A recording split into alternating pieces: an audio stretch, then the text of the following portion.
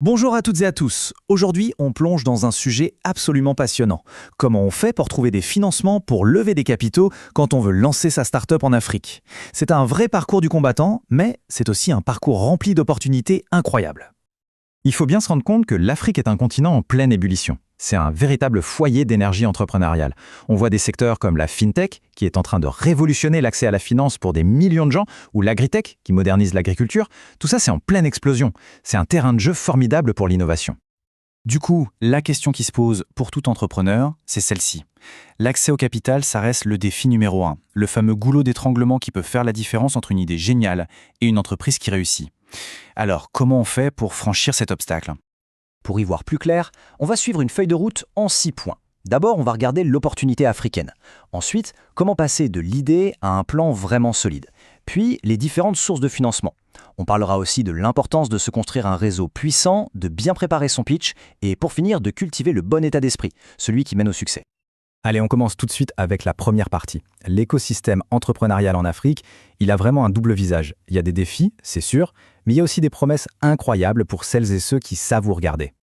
Et voilà le paradoxe africain. D'un côté, on a des freins bien réels. L'accès au capital qui est limité, des réglementations parfois complexes. Et de l'autre, un potentiel de croissance qui est juste immense, avec des possibilités d'innovation et de partenariats stratégiques vraiment uniques.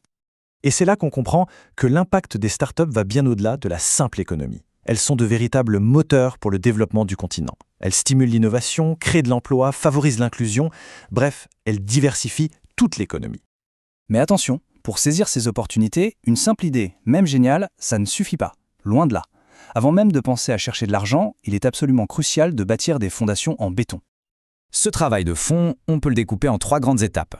Tout part de l'identification d'un vrai problème, quelque chose qui répond à un besoin local. Ensuite, il faut valider que le concept tient la route, avec une vraie étude de marché. Et enfin, on structure tout ça dans un plan d'affaires, un business plan qui soit solide et convaincant.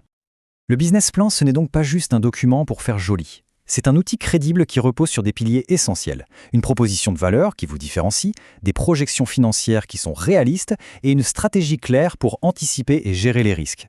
C'est ça qui transforme une vision en un projet dans lequel on a envie d'investir. Bon, maintenant, on arrive au nerf de la guerre, la grande question. Où trouve-t-on l'argent ?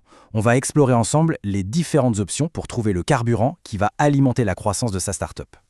En fait, il faut bien comprendre que chaque source de financement implique des choix, des compromis.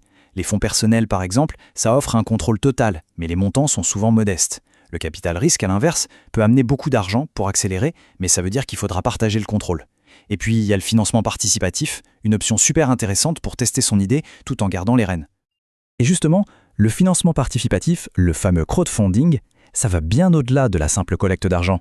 C'est un moyen extraordinaire pour valider qu'il y a un vrai intérêt du marché et surtout pour commencer à construire une communauté fidèle, des ambassadeurs autour de son projet.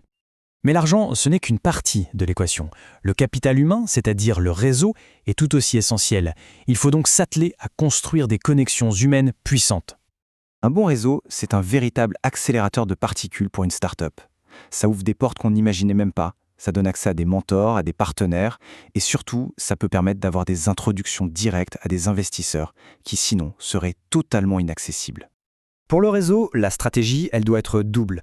D'un côté, il faut s'ancrer dans son écosystème local, pour se construire une communauté de soutien solide. Et de l'autre, il faut viser la scène internationale, pour s'ouvrir au monde, attirer des investissements et des opportunités globaux. Et dans cet écosystème, il y a des acteurs clés, les incubateurs et les accélérateurs. Eux, ce sont de véritables rampes de lancement. Ils fournissent les ressources, le coaching et parfois même le premier financement pour transformer une idée prometteuse en une entreprise qui tient la route. Ok, le plan est prêt, le réseau est en place. Il est temps de passer à l'étape ultime, l'art de convaincre les investisseurs avec un pitch percutant en quelques minutes seulement. Un pitch qui marche, c'est un savant mélange d'art et de science. Il faut une histoire, une narration puissante, mais il faut la soutenir avec des faits, des données solides. Et à la fin, il faut une demande claire, directe et confiante. C'est vraiment cet équilibre-là qui fait toute la différence. Et croyez-moi, il faut s'attendre à des questions difficiles. Être prêt à y répondre, ça montre aux investisseurs que le travail de fond a été fait, que l'équipe est sérieuse et qu'elle est prête à affronter les défis qui l'attendent. La préparation, c'est un signe de crédibilité.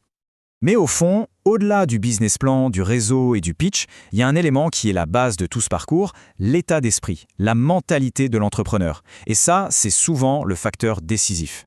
Cette phrase, elle est vraiment puissante et il faut se la répéter. La résilience, ce n'est pas juste savoir encaisser les coups. C'est surtout la capacité à transformer chaque échec en une leçon, en une opportunité de grandir et de s'améliorer. Le succès sur le long terme, il se construit là-dessus, sur la capacité à analyser non seulement ce qui n'a pas marché, mais aussi ce qui a fonctionné, pour apprendre en permanence. C'est cette boucle d'apprentissage constant qui forge la sagesse d'un entrepreneur. Et cette image, elle capture magnifiquement bien l'essence de tout ça. L'écosystème des startups en Afrique, c'est exactement ça.